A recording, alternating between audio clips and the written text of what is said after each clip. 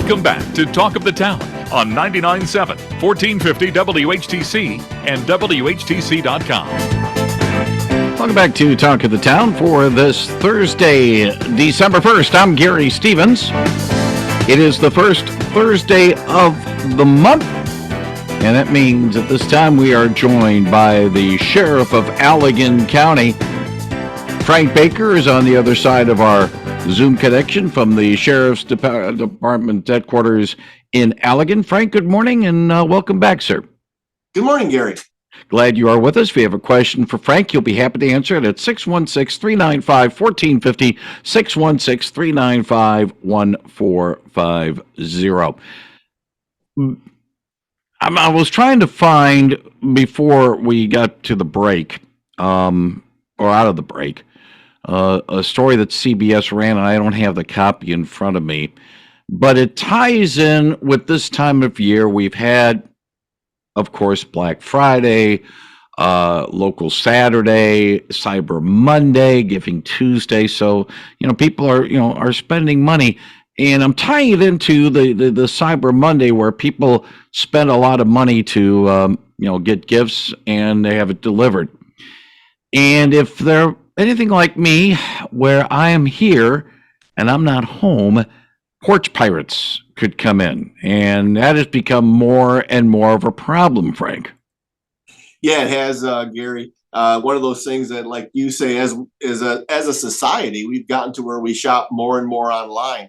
In fact, it's been a considerable amount of time since I've actually been in the mall, and I was there last night. And I was just amazed that I was expecting what I would traditionally see at Christmas, and that's a packed mall, no place to park, long lines, and it was surprisingly a good experience as far as not having to fight the crowds. But I think it's truly just because of the fact that we do shop so much online. But with that comes a new type of criminal.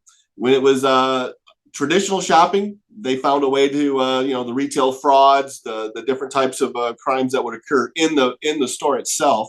But now they moved out into our neighborhoods. And what we're seeing, and what we see a lot this time of year, is reports of packages being stolen off of porches. Hence the term, the porch pirates, that they've been dubbed, but also, mail out of the mailboxes. And we're seeing a little bit of a change in that too. I think as technology is becoming more and more available, even people like me learn to use Venmo as a way to share in the holidays. And instead of, as a grandparent, instead of sending a grandchild maybe a card and a check or cash, we can Venmo the money and just send the card. But the porch pirates are something that we begin to deal with this time of year, just before the Thanksgiving holiday, and it's something that'll run pretty prevalent to right through the end of the year. A quick question, Frank. When you mentioned about mailboxes being hit, I know it's a problem. It was a problem in Ottawa County, in eastern Ottawa County, of it looks like it's a ring of thieves were hitting businesses with their mailboxes and trying to cash those checks and try to get a little bit of extra money in that way. Has that really been a problem in Allegan County, or is that because it sounds like this is a ring that's a multi-state ring in this regard? We haven't really been hit that hard with that specifically. Typically, we're seeing more of the traditional, somebody put money in a card. So all of a sudden, somebody's mail's not there for a day, and they talk with family members. Well, did you get the card? No, we didn't get it, and that's where we're typically seeing a lot of it.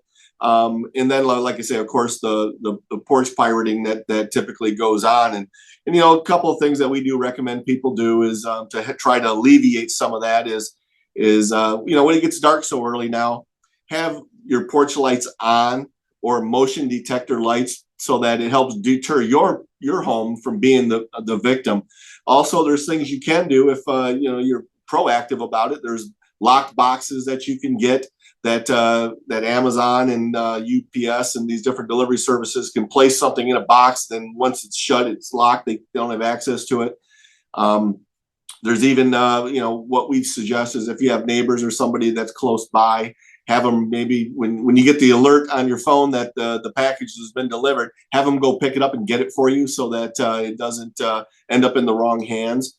But there's a lot of things we can do. It's just that oftentimes it's convenient to leave it sit on the porch. But I even myself have been guilty of leaving things there longer than I intended. When you order something and you're like, well, I can't make it out of work to get there in time to get it off the porch, but you're kind of at the mercy. But yeah, we do recommend try to find some ways to alleviate that, whether it's having your packages delivered to a neighbor's home that is home, or maybe a family member, then you can pick them up that evening or the next day. But just trying to do our part a little bit to help minimize some of that problem.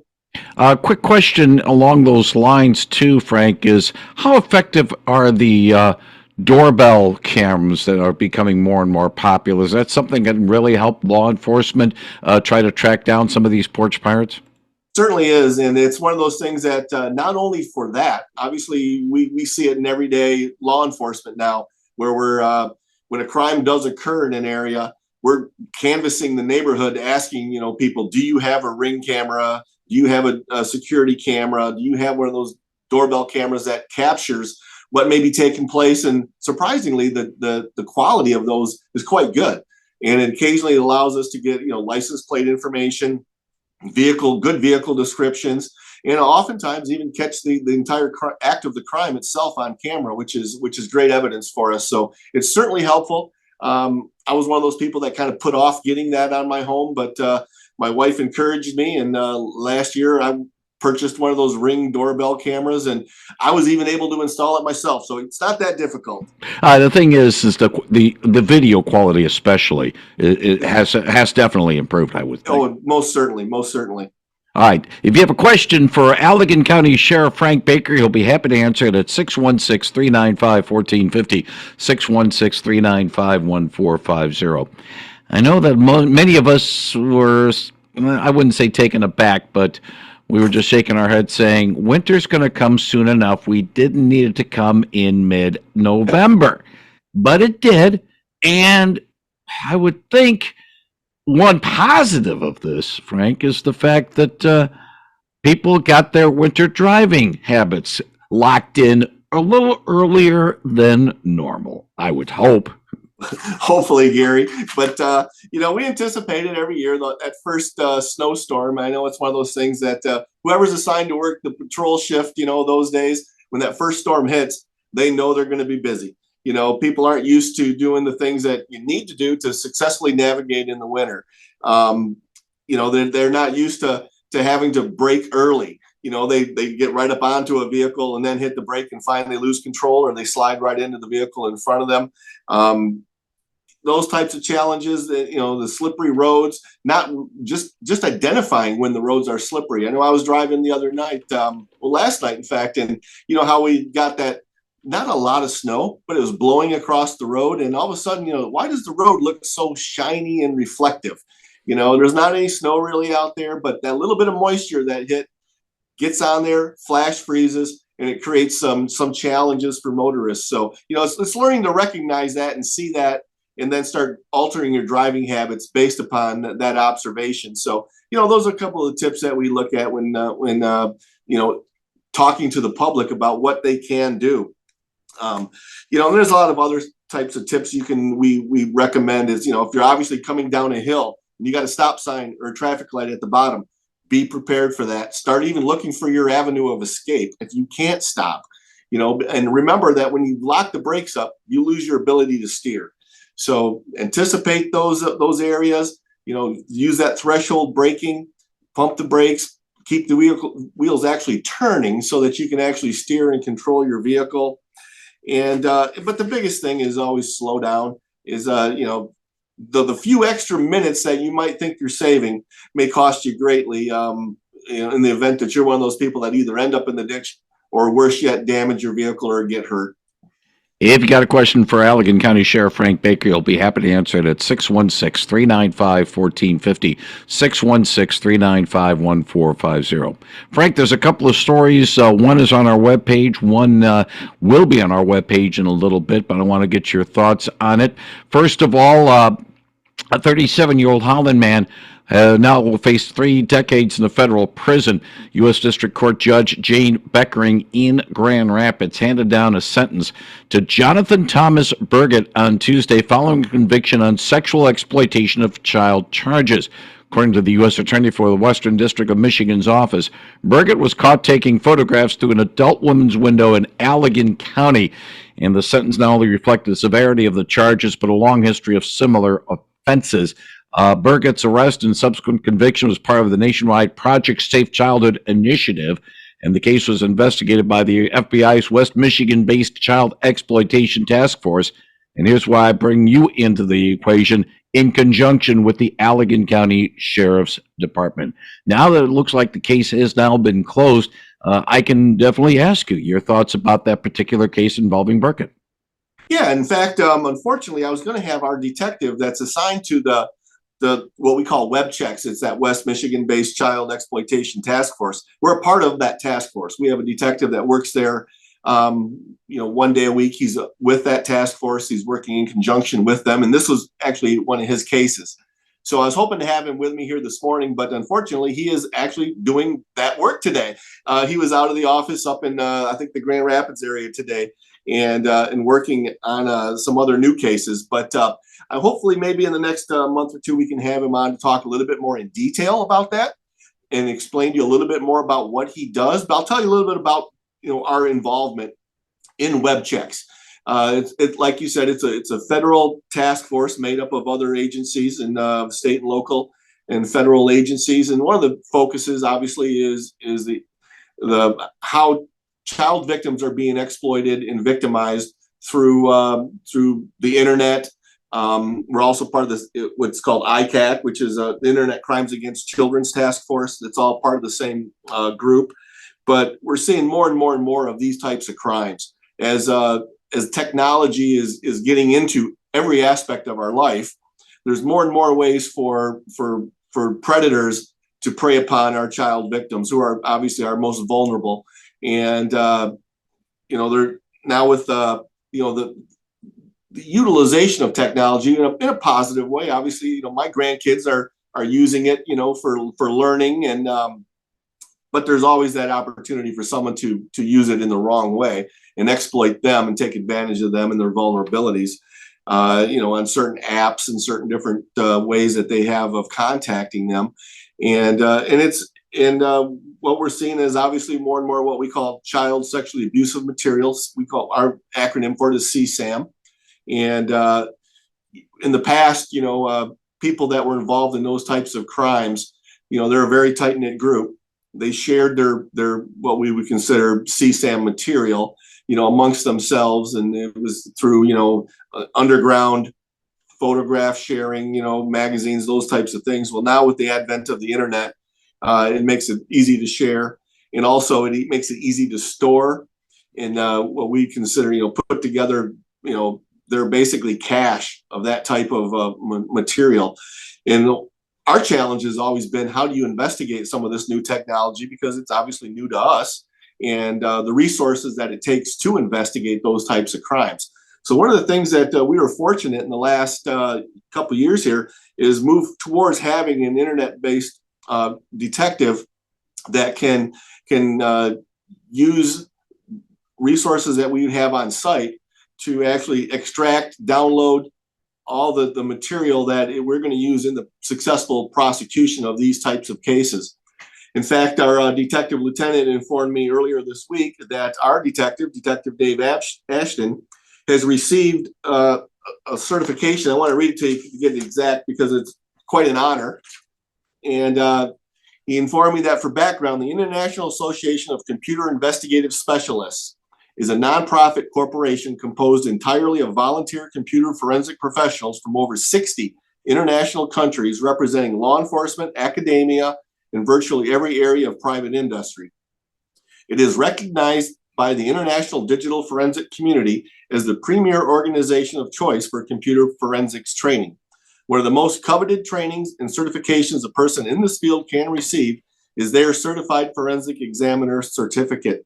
And our detective was able to accomplish and pass this and receive that certificate on October 4th of this year. So we're very proud of that.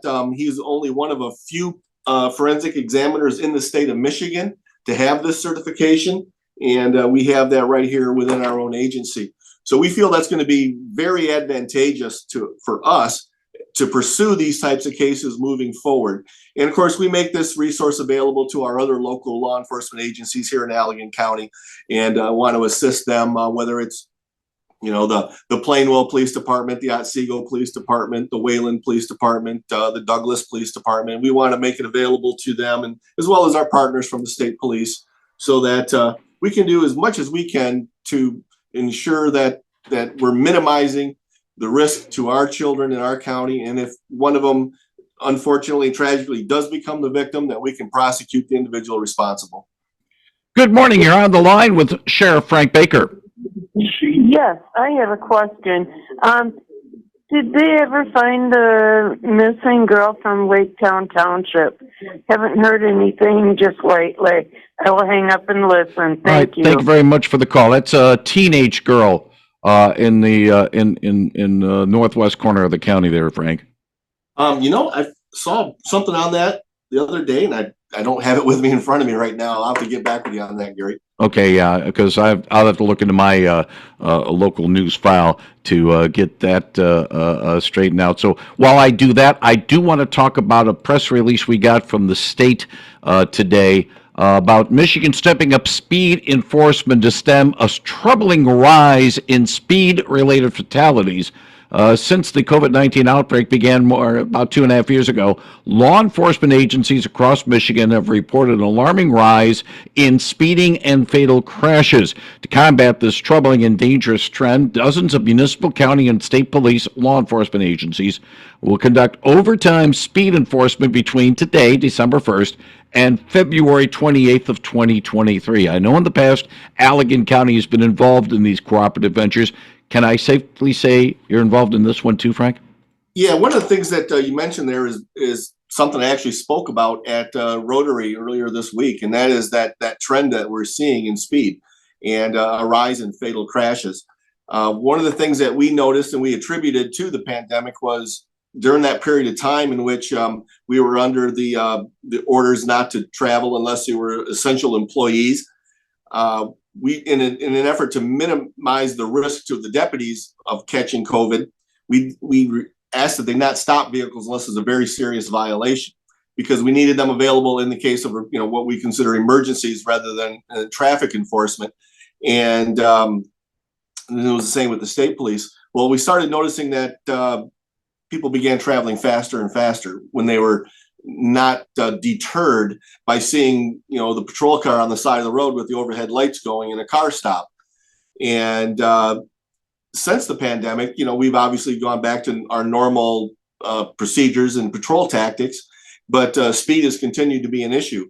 In fact, in 2020, we had 25 fatalities here in Allegan County, which was up from considerably from where we've been running and averaging. We've been averaging anywhere from about 12 to 16. And then we jumped to 25 and 20. Last year, we were down a little closer to what we consider normal. This year, however, we're bumping back up again. The other day when I looked, we were at 16 fatalities in Allegan County, and that was prior to the weekend, in which we had 2 more fatalities over the weekend. So we're concerned about that. We're seeing it. We notice it and know that it is a problem. So this holiday season, the MSP will be for sure out in force. And in fact, we kind of have a cooperative agreement with them, so we know when they have directives coming out of Lansing that they're focused on traffic, that we then take care of the calls for service, so that we can make sure that we're not leaving one part of our responsibilities uncovered.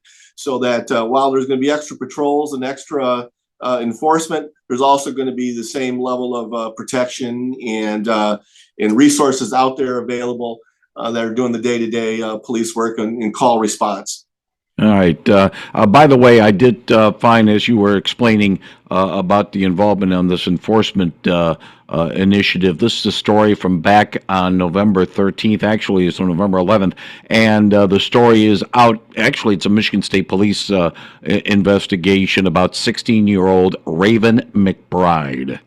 And again, I agree with the caller. I mean, I haven't heard anything about that, but we do still have that story up on our webpage. So I just want to sort of fill in the blanks on that particular story. I know it's a state police investigation, but obviously, like I said, I county. heard something about it, but I didn't have a lot of the details on that. We had one ourselves just the other day that unfortunately the person was found deceased. But yeah, that was Mr. Martinez found up on the north side through Ottawa County. If you have any questions about what's going on in the Allegan County Sheriff's Department, you can contact Sheriff Baker. Well, actually, his office more than anything else, besides the 911. But obviously that's for the emergencies. But their main phone for the corrections center and the sheriff's office is 269-673-0500. 269-673-0500. And to report a crime and file a complaint, you don't have to tie up the 911 lines. The central dispatch in Allegan County is 269-673-3899.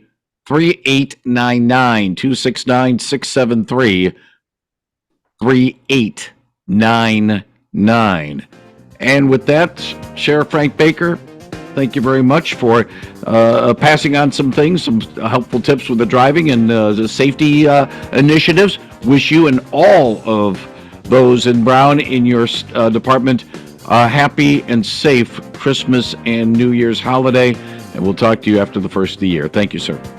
Thank you, Gary, and thank everyone. Hope they all have a safe and joyous holiday Christmas season. Thank you very much, Frank Baker, on 99.7 and 1450 WHTC. CBS News is next at the top of the hour on 99.7 and 1450 WHTC.